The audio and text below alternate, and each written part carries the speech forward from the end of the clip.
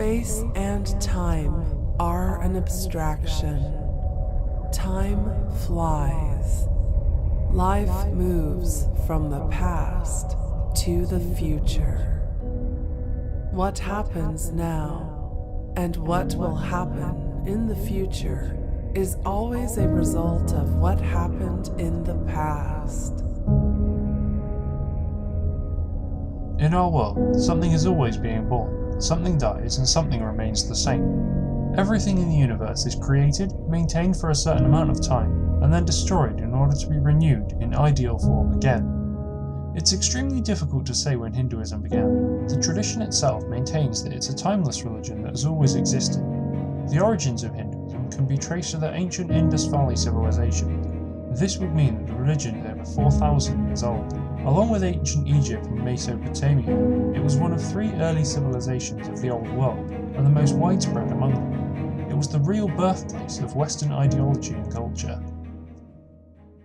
In the 19th century, after colonialising India by British Empire for several decades, many Western scientists had enough time to translate the books of Vedas into their own languages, as well as many Tibetan works which were based on Vedic teachings. Western culture used the Vedic knowledge to explain mathematics, astronomy, aerodynamics, metaphysics, chemistry, and also to explore medicine. By the end of the 19th century, the fact is that India was already Britain's biggest cash cow, the world's biggest purchaser of British goods and exports, and no wonder that the sun never set on the British Empire, because even God couldn't trust the English in the dark. Today we've come together to speak about Vedic knowledge and the whole concept of Vedas. This is a most important question because Veda, this word means knowledge. It's a Sanskrit word. And the Vedas are understood to be having no material origin. That is, they come from God. In the Hindu culture, the creation of 4 Vedas is credited to Brahma. Brahma is the Hindu god of creation and one of the trinity of Hindu gods. The others are Vishnu and Shiva. The Vedas cover all different aspects of human knowledge: warfare, art, science, and of course, most importantly, the spiritual aspect of our existence.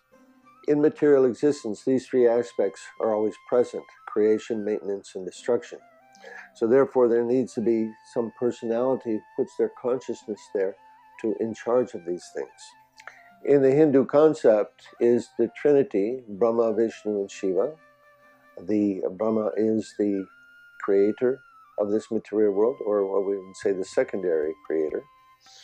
He works with the material elements that are given by the Supreme Lord. Vishnu is the maintainer, and Shiva the destroyer.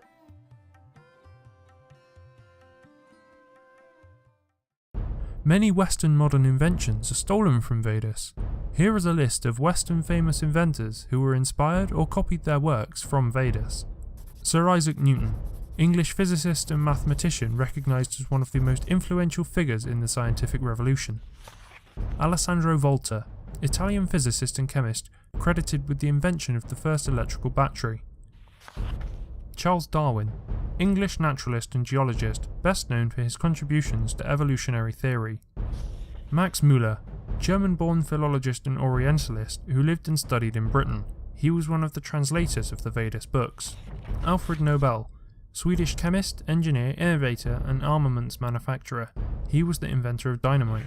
Dmitry Mendeleev, Russian chemist and inventor. He created a version of the periodic table of elements that he described in his book, Principles of Chemistry.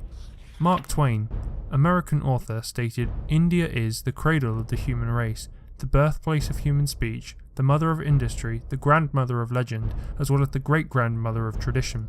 Our most valuable and most constructive materials in the history of man are treasured up in India only."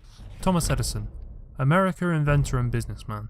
He developed many devices that greatly influenced life around the world, including the phonograph, the motion picture camera, and a long-lasting, practical electric light bulb. Nikola Tesla, Serbian-American inventor, electrical engineer, mechanical engineer, and physicist. He studied the frequencies or the power of sound. He was the author of the dynamic theory of gravity, but he never explained it. He stated that there is no energy in matter other than that received from the environment. Romain Rolland. The French scholar Romain Rolland wrote, "If there is one place on the face of earth where all the dreams of living men have found a home from the very earliest days when man began the dreams of existence, it's India." Albert Einstein. Albert Einstein, German-born theoretical physicist, stated, "We owe a lot to the Indians, who taught us how to count, without which no worthwhile scientific discovery could have been made." He also said, whenever he found difficulties in experiments, he referred to Vedas for insights. Vedic knowledge is often confused with what today is called Hinduism. Actually, in the Vedas, the word Hindu does not appear. The concept of Hinduism comes from the Arabs, who referred to the Indians who lived on the other side of the Sindh River. And in that Arabic language, they cannot pronounce the S very well, and so Sindhu becomes Hindu. Numerous books are available in Hinduism. There are two historical legends known as the Mahabharata and the Ramayana.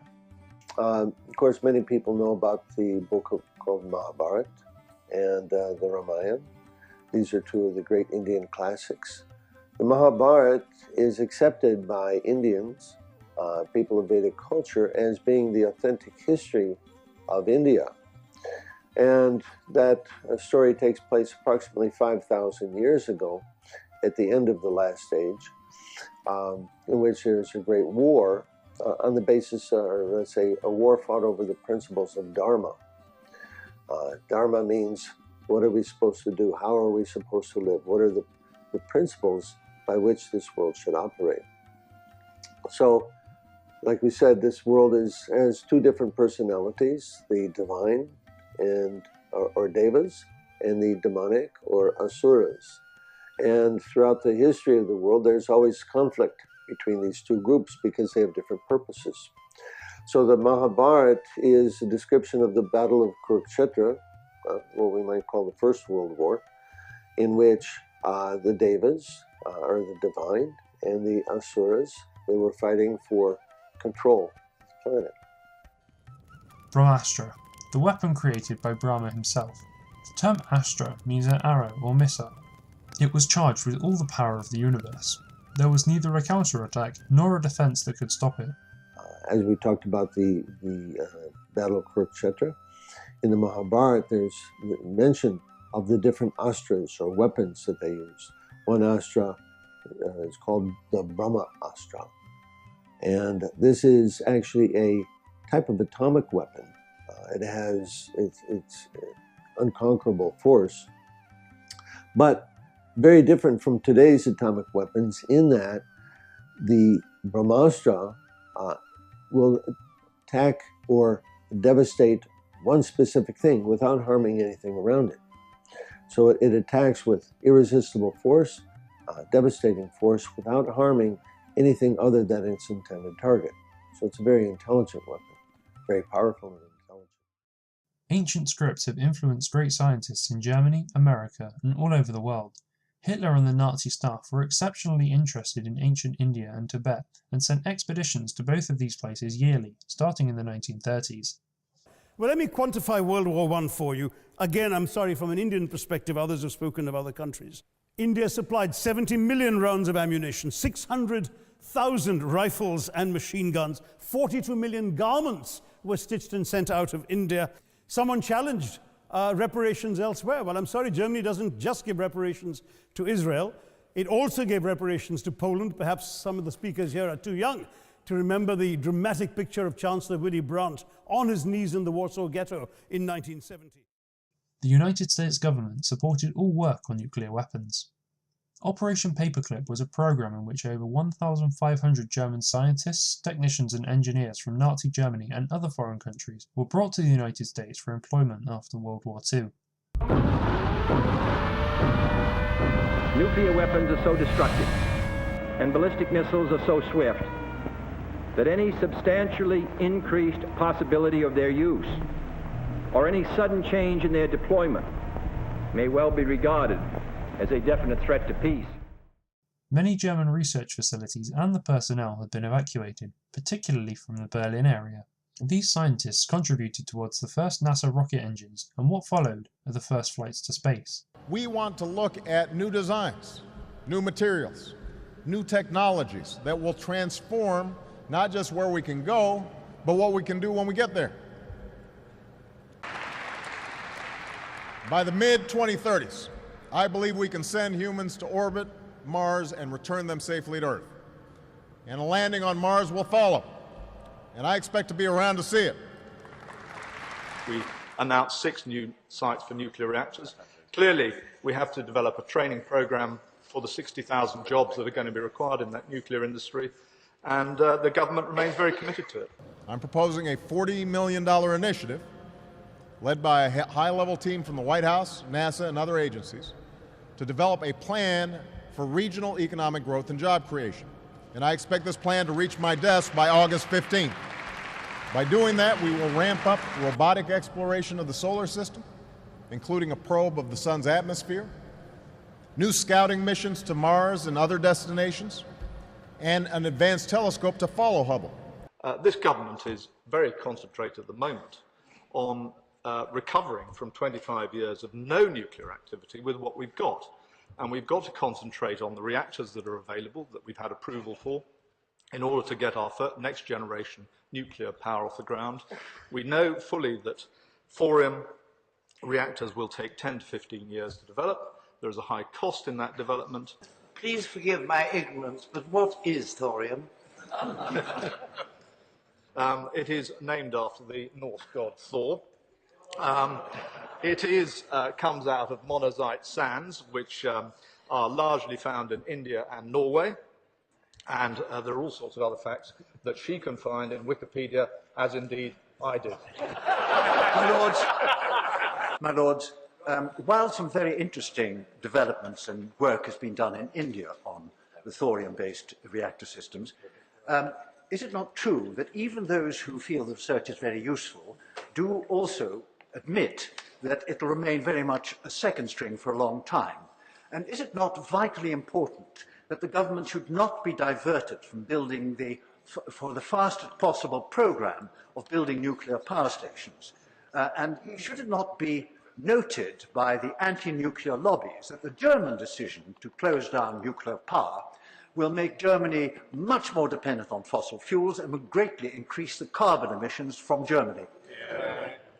Well, the noble lord noble friend makes a very valuable point. In India, he of course is referring to the Kak Rapper plant, which the Indians are trying to develop. Clearly, we must press on with our nuclear program. We are disappointed that Germany has taken a different attitude. I want to pay credit to all those people who are involved in the nuclear industry and in this debate, particularly in this House, who've kept a very steady nerve whilst all around us is going pear-shaped. And as a result, we will come out with a very careful and committed process for a new nuclear generation. Trinity was the code name of the first detonation of nuclear weapons, tested by the United States Army on July 16, 1945 in New Mexico. Production of uranium-235 and plutonium were enormous at this time. Oppenheimer's first words after the detonation of the bomb he quoted from Hindu epic Mahabharata. I remembered the line from the Hindu scripture, the Bhagavad Gita. Vishnu is trying to persuade the prince that he should do his duty, and to impress him takes on his multi-armed form and says, "Now I am become death, the destroyer of worlds."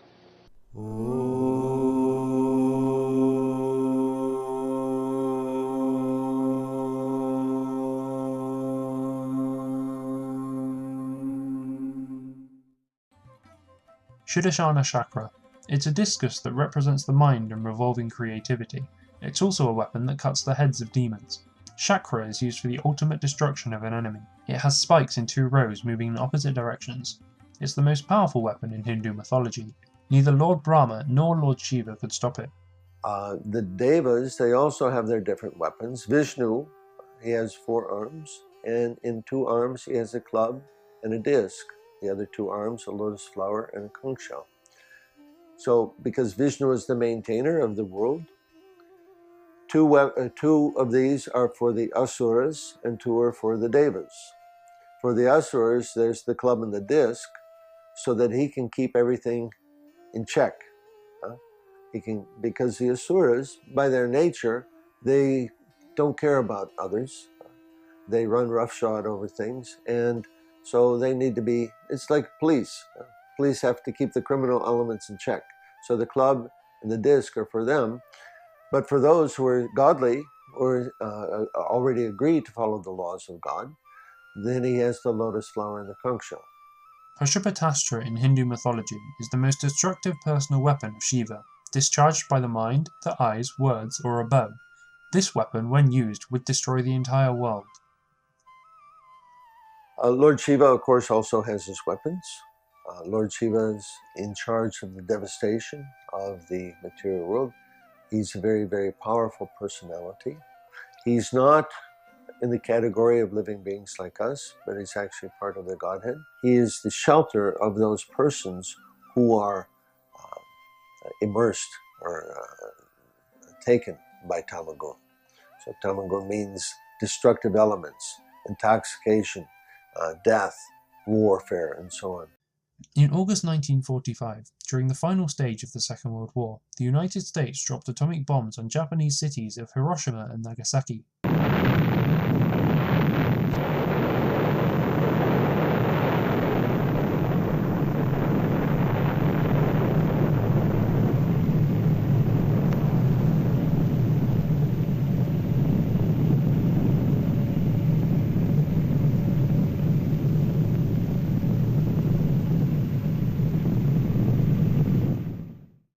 I was in my room, which faces the valley, and suddenly I saw a light, like magnesium light, flashlight, which filled the whole valley.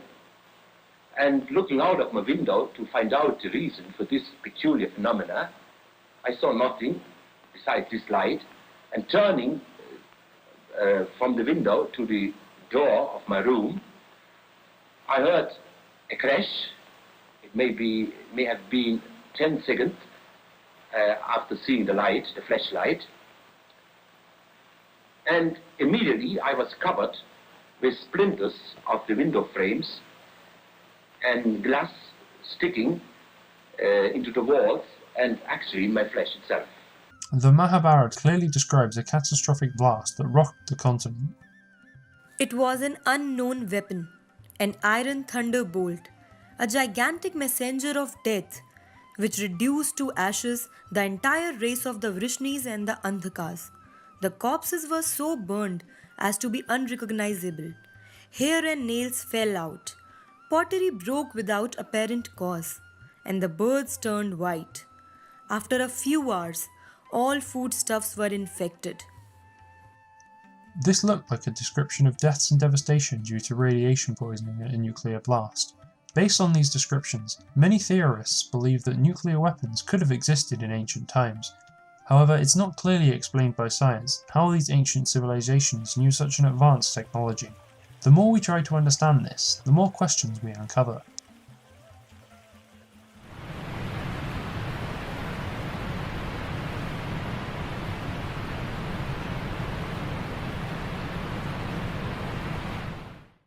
One of the greatest mysteries of all time has been the sudden disappearance of Indus Valley civilization and all of its population. What could have caused the sudden destruction of the civilization and the complete disappearance from the face of the earth? When excavations of Harappa and Mohenjo-Daro were done, archaeologists found skeletons scattered all over the place. The skeletons were highly radioactive, as if some nuclear devastation had caused their sudden and untimely death. The sand turned into glass because of the high temperature or explosion. This effect is called vitrification. 4, 3, 2, 1, fire!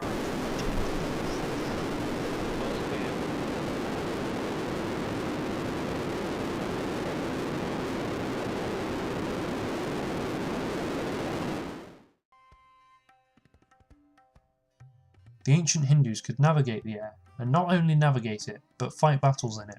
One of the most fascinating topics spawning from India's past is the story of ancient flying machines known as Vimanas. There are some records describing how to build one, and the instructions are quite precise.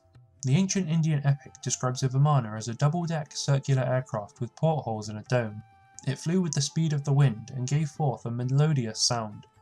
There were at least 4 different types of Vimanas, some saucer-shaped, others like long cylinders, cigar-shaped airships. So Vimana, this is a flying ship. They're mentioned in many places in the Vedas.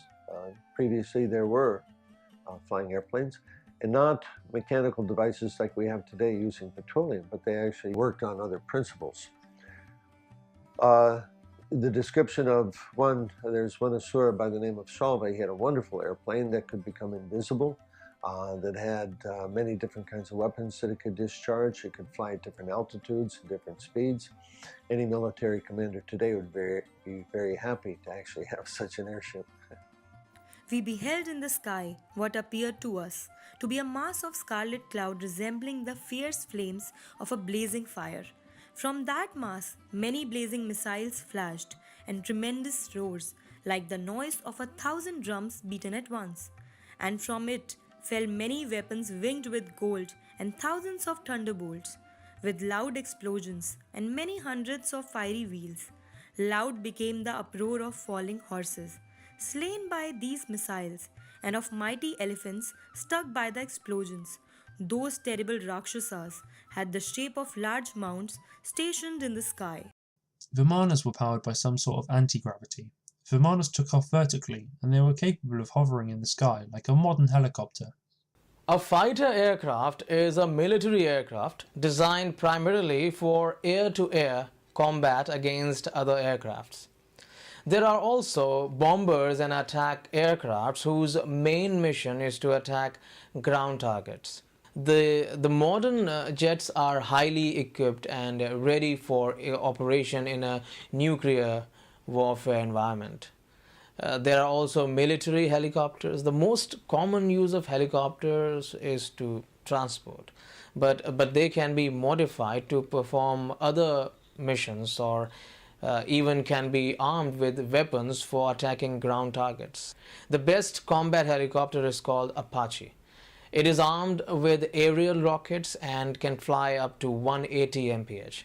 Very popular modern flying weapon is a combat drone, also known as a combat aerial vehicle system. And aircraft of this type have no onboard human pilot. However, it must include the ground drone controller, who must authorize any weapon release to prevent the drone attacking civilians.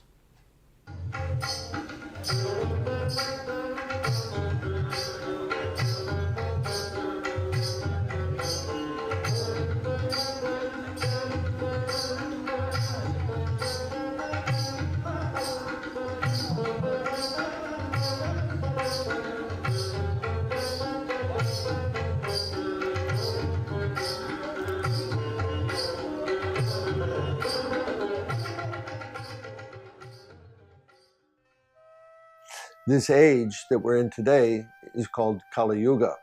And the influence of this age is to reduce intelligence, to reduce the qualities of human beings. And so consequently our lives are becoming more and more crude, not better. The Vedic worldview is antithetical to what's given to us in the worldview of modern science.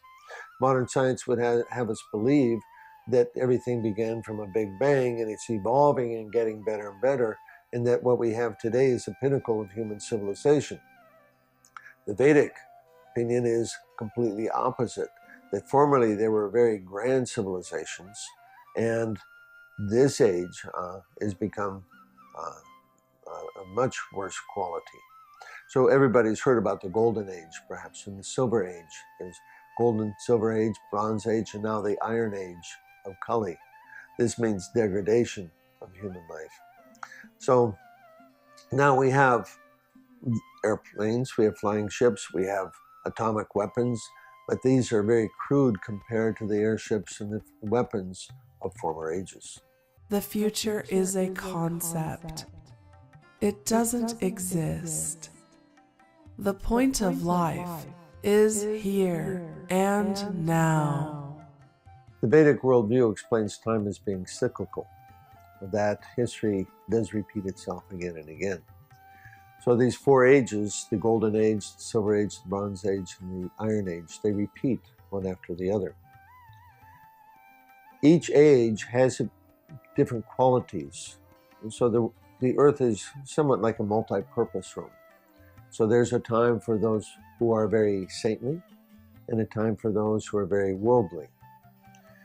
And each age has a particular religion that's given for the people according to their nature, according to their ability and understanding. In this age of Kali, because it's the most degraded age, religion is made to be very simple. I do believe there was a technologically advanced civilization before our own. Sadly, if they existed, those cultures vanished away 10,000 years ago. A lot of evidence becomes more and more convincing. And for those who doesn't believe it, to be fair, there is no real proof that it didn't exist as well. There could have been an apocalypse-like event destroying in the earlier civilization. In modern times, any archaeology from those cultures would be extremely difficult to identify. For example, the Antikythera mechanism, a complex device with 30 gears that is believed to be kind of an ancient computer. It was found in one of the Greek islands. There are signs and discoveries being found all over the world. I think there was an advanced ancient civilization before ours, and what's more, it was most certainly developed elsewhere and came here, particularly in Indus Valley. The cities of Harappa and Mohenjo-Daro were discovered. No other culture, including those of Egypt and Mesopotamia, were as advanced. Also, traces of artificial radioactive elements were found in Mohenjo-Daro, such as uranium, platinum, and even thorium. That would suggest that these ancient civilizations could be familiar with nuclear technology or even a nuclear war. Now, this knowledge could come from another civilization somewhere else in the universe, and that civilization could be much more advanced than we have in modern days.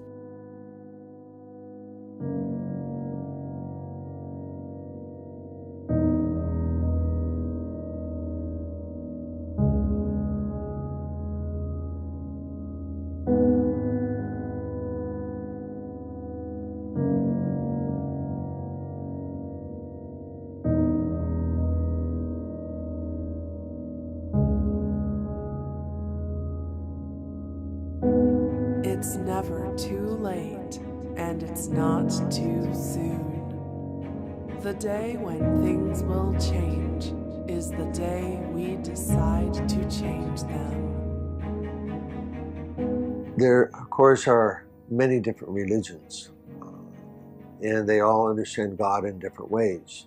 So it's not necessary that everybody has to understand God in the same way. They can keep to their own understanding of God, but at the same time, the process of self-realization and the process of spiritual emancipation remains the same, chanting the names of God. So one may use any bona fide name of God according to their religion, and still the result will be effective.